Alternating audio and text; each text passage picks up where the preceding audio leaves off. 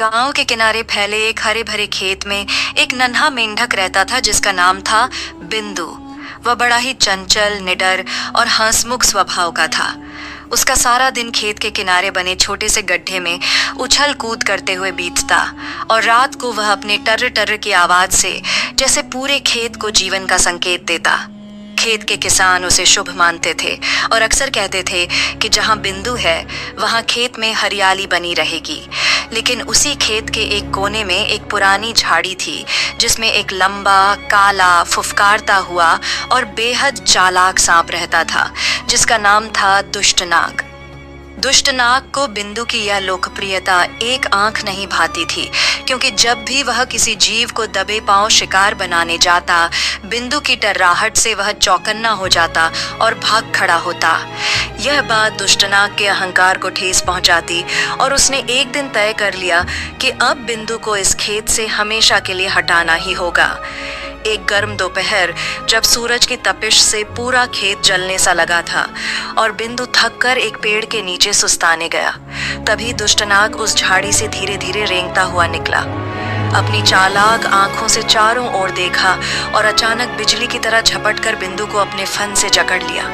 बिंदु ने बचने की बहुत कोशिश की, लेकिन दुष्टनाग ने उसे अपने विषैले दांतों से डस लिया और जब बिंदु की आंखें बंद होने लगीं, सांसें थमने सी लगीं और शरीर शांत हो गया, तो दुष्टनाग ने ठहाका लगाते हुए कहा, अब टर्र टर्र कौन करेगा? और उसे वहीं मिट्टी पर मृतप्राय छोड़कर खेत के परले कोने में चला गया। बिंदु की सांसें थम चुकी थीं। किसान जब खेत में आए तो उन्हें वह दिखाई नहीं दिया और सबने सोचा शायद किसी पक्षी ने उठा लिया होगा। दिन बीते, खेत सूखता रहा। बिंदु की अनुपस्थिति से टर्राहट बंद हो गई थी, जैसे खेत में सन्नाटा सा छा गया था। फिर कुछ ही दिनों बाद आकाश में अचानक काले बादल उमड़ने लगे। गरजते बादल, बिजली की चमक और हवाओं की सनसनाहट से पूरा गांव सहम गया। फिर बारिश की पहली बूंदें खेत पर पड़ीं और देखते ही देखते बूंदें मूसलधार पानी में बदल गईं। पूरे खेत में पानी भरने लगा, मिट्टी की सूखी दरारें भरने लगीं और तभी बिंदु के उस मृत प्राय पड़े शरीर पर भी पानी गिरने लगा। धीरे धीरे उसकी त्वचा फिर से नमी लेने लगी, उसकी बंद पड़ी पलकों में हरकत हुई, उसके पैरों में झटके आने लगे और फिर एक तेज सांस के साथ बिंदु की आंखें खुलीं। वह हाँफ रहा था, लेकिन वह जीवित था। उसे याद आया कि दुष्टनाग ने उसे कैसे मारा था और वह मन ही मन कांप उठा। लेकिन उसी कांप के साथ एक आग भी जल उठी, बदले की आग। बिंदु अब वही मासूम मेंढक नहीं रहा था। वह जानता था कि अगर वह वापस खेत का रक्षक बनना चाहता है तो उसे पहले दुष्टनाग से बदला लेना होगा। वह कई दिन तक झाड़ियों में छिपकर अपनी ताकत बढ़ाने में लगा रहा। वह बार बार उछलने, लंबी छलांगे लगाने, पेड़ों पर चढ़ने और दुश्मन से बचने की तरकीबें सीखता रहा। एक दिन उसे एक बूढ़ा कछुआ मिला जिसने उसे सांसों को रोकना, शरीर को स्थिर रखना और धैर्य की कला सिखाई। एक उल्लू ने उसे रात में देखने और चुपचाप हमला करने की युक्ति सिखाई और एक नन्हे नेवले ने उसे यह बताया कि सांप से लड़ने के लिए उसकी गति से नहीं बल्कि उसकी चाल से खेलना चाहिए।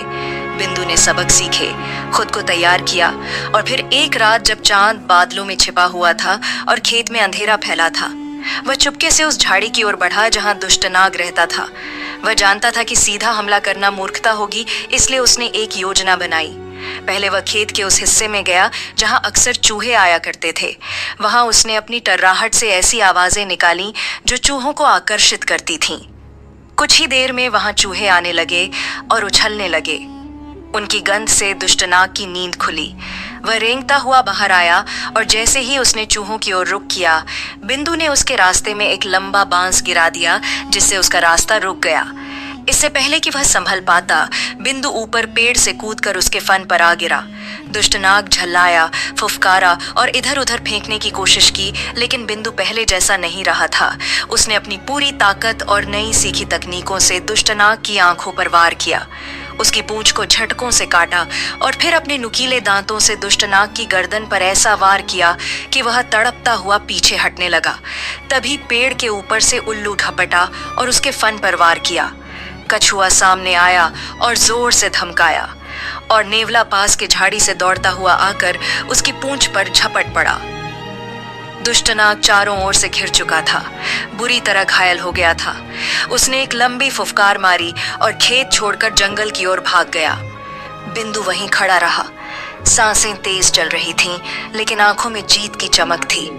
उसने आकाश की ओर देखा, जहां बारिश की बूंदें अब भी गिर रही थीं, मानो प्रकृति ने फिर से उसे आशीर्वाद दिया हो। अगली सुबह जब किसान खेत में पहुंचे तो उन्होंने बिंदु को फिर से गड्ढे के पास देखा।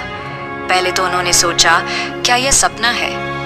लेकिन जब बिंदु ने वही पुरानी टर्राहट की तो पूरा खेत गूंज उठा। गांव वाले दौड़ कर आए, बच्चों ने ताली बजाई और सबने मिलकर कहा, बिंदु लौट आया है और उसके साथ ही लौट आया है खेत का जीवन, शांति और सुरक्षा। अब कोई दुष्ट नाग उस खेत की ओर देखने की हिम्मत नहीं कर सकता था, क्योंकि बिंदु केवल एक मेंढक नहीं था। वह अब खेत का योद्धा, संरक्षक और प्रेरणा बन चुका था, जिसने मृत्यु को हराकर जीवन और न्याय की जीत दिलाई।